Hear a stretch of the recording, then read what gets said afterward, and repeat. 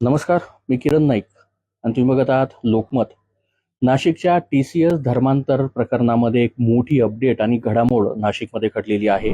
Nashik road न्यायालयाने आज निदा खान आणि तौसिफ अत्तर या दोघांनाही देवळाली कॅम्पमध्ये जो गुन्हा दाखल होता, यामध्ये बलात्कार होतं, धर्मांतर होतं किंवा वेगवेगळे प्रकारचे ह्यामध्ये कलम जे आहेत ते लावण्यात आलेले होते आणि त्या प्रकरणात निदा खान ही जवळपास महिनाभरापेक्षा जास्त वेळ फरार होती. तौसिफ आणि बाकीचे जे लोक होते त्यांना जरी अटक झाली असली, मात्र आज कोर्टाने जो निकाल दिलेला आहे त्यामध्ये निदा खान ज्या आहेत, निदा खान तिला आणि तौसिफ अत्तर यांना जामीन मंजूर झालेला आहे. ज्यांनी ह्या TCSच्या प्रकरणातले जे आरोपी होते त्यांचं ज्यांनी काम बघितलं ते बाबा सय्यद वकील आपल्या सोबत आहेत. सर, लोकमतमध्ये आपलं स्वागत. आज न्यायालयाने निकाल दिलेला आहे, निदा आणि तौसिफ या दोघांना जो आहे तो जामीन मंजूर झालेला आहे. काय सांगा?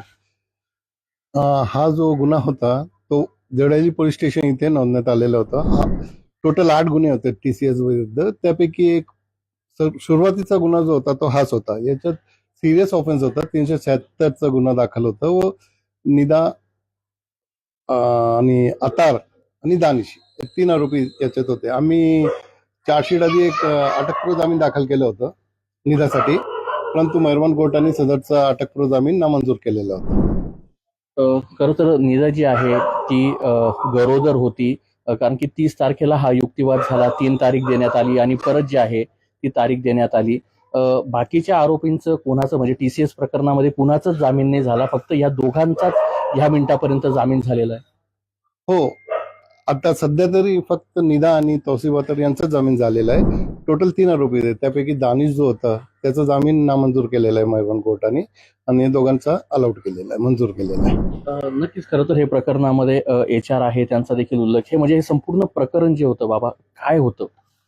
ऍक्च्युली हा जो प्रकरण आहे आपण ओव्हरऑल बघितलं तर टोटल 8 गुन्हे आहे. त्यापैकी एक गुन्हा देवळाली कॅम्प पोलीस स्टेशनमध्ये व इतर 7 गुन्हे जे मुंबई नाका पोलीस स्टेशन इथे दाखल करण्यात आलेले. जवळपास सर्व या व्यतिरिक्त देवळालीचं सोडून द्या तुम्ही, जे मुंबई नाका पोलीस स्टेशनमध्ये जे 7 गुन्हे आहे त्या सर्वत्र धर्मांतरचा प्रयत्न करणे, जबरदस्तीने, सर्व त्या प्रकारचेच ॲलिगेशन आहे धर्मांतरचे. आणि आम्ही त्याचे चार्जशीट ऑलरेडी सर्व याच्यात चार्जशीट दाखल झालेलं आहे. आम्ही सर्वच प्रकरणात जामीन अर्ज दाखल केलेले होते. त्यापैकी 3 ऍप्लिकेशन मेहरबान कोर्टाने नामंजूर केलेले. आता उर्वरित 4 पेंडिंग आहे. ते आता 10 तारखेला त्याचं आर्ग्युमेंटसाठी ठेवलेलं आहे. नक्कीच. खरं तर निदा जी आहे ती काही दिवस फरार होती. मतीन पटेल जे छत्रपती संभाजीनगरचे MIMचे नगरसेवक आहे, त्यांचं घर देखील तोडण्यात आलं. त्यांना नाशिक पोलिसांनी नोटीस दिलेली होती. त्याबाबत काही कोर्टामध्ये चर्चा झाली का या 30 तारखेला ज्यावेळेस सुनावणी झाली? हो, आम्ही तसं सरकारी पक्षाने तसं युक्तिवाद केला होता का निदा ही फरार होती, आता याला जामीन दिलं तर ती पुन्हा फरार होण्याची शक्यता आहे. तर आमचा युक्तिवाद असा होता का एकदा अटकपूर्व जामीन दाखल केल्यानंतर आरोपी जी आहे त्याला फरार घोषित करता येणार नाही, कारण त्याला कायद्याने दिलेले सर्व हे बेनिफिट्स आहे त्याचं तो पूर्णपणे पालन करणारच आहे. तर अटकपूर्व जामीन दाखल करणे आणि जोपर्यंत त्याचा फायनल निकाल येत नाही तोपर्यंत कुठेतरी लपून राहणे किंवा कोणाला न भेटता राहणे, त्याला ॲब्स्कॉन्डिंग किंवा फरार म्हणता येणार नाही कायद्याने. आणि जेव्हा आमचं नामंजूर झालेलं आहे त्यानंतर आम्ही स्वतः हजर होणार होतो, परंतु त्याआधीच पोलिसांनी आम्हाला अटक केली. खरं तर बाबा, ह्या संपूर्ण प्रकरणामध्ये कुठेतरी जे संपूर्ण प्रकरण घडत असताना एक गरोदर असल्याचं म्हणजे कोर्टामध्ये अशी काय आर्ग्युमेंट झाली का, म्हणजे ज्याच्या बेसवर हा जामीन मिळाला? कारण की आर्ग्युमेंट करताना तुम्ही देखील त्या ठिकाणी 30 तारखेला उपस्थित होते. असे कोणते मुद्दे होते का ज्या बेसवर तुम्हाला हा जामीन मिळाला? कारण की अजय मिसार जे सरकारी वकील आहे, नुकतेच त्यांनी एका प्रकरणा नरसापूरमध्ये आरोपीला त्यांनी फाशी दिली. असे तुम्ही कोणते मुद्दे जे आहेत ते प्रभावीपणे मांडले की ज्या प्रकरणामध्ये निदा असेल किंवा तौसिफ असेल यांना जामीन झाला? निदा गरोदर आहे, it is one of the point. म्हणजे तोच मेन मुद्दा आमचा नाही होता जामीनचा का ती गरोदर आणि तिला त्या बेसिसवर जामीन द्या.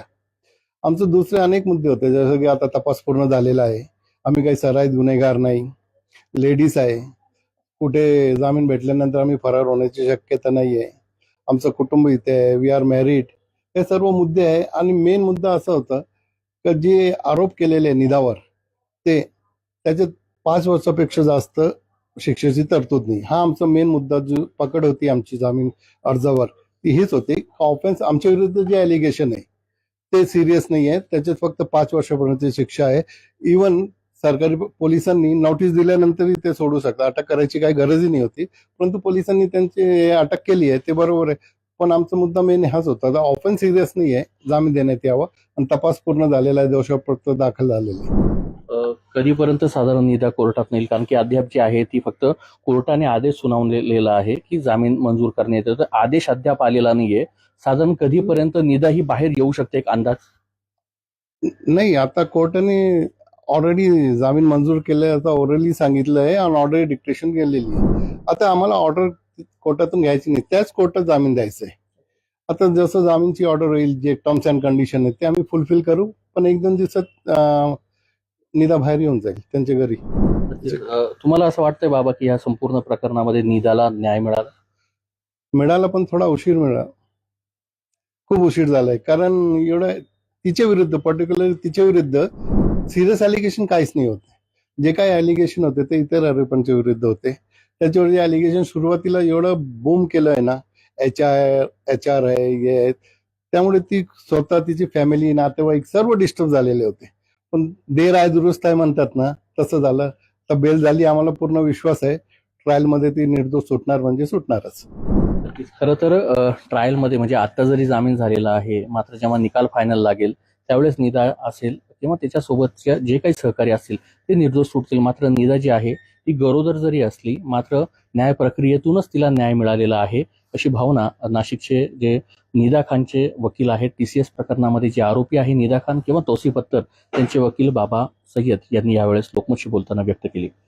निदा साधारण आज जर बेल ऑर्डर हातात आली तर उद्या सायंकाळपर्यंत किंवा परवा सकाळपर्यंत निदा खान जी आहे ती नाशिक रोड न्यायालयात सेंट्रल जेलमधनं तिची सुटका होईल आणि ती माध्यमांशी बोलते का, या संपूर्ण प्रकरणाचं तिच्या वतीनं काही खुलासा होतो का, हे पाहणं महत्वाचं ठरणार आहे.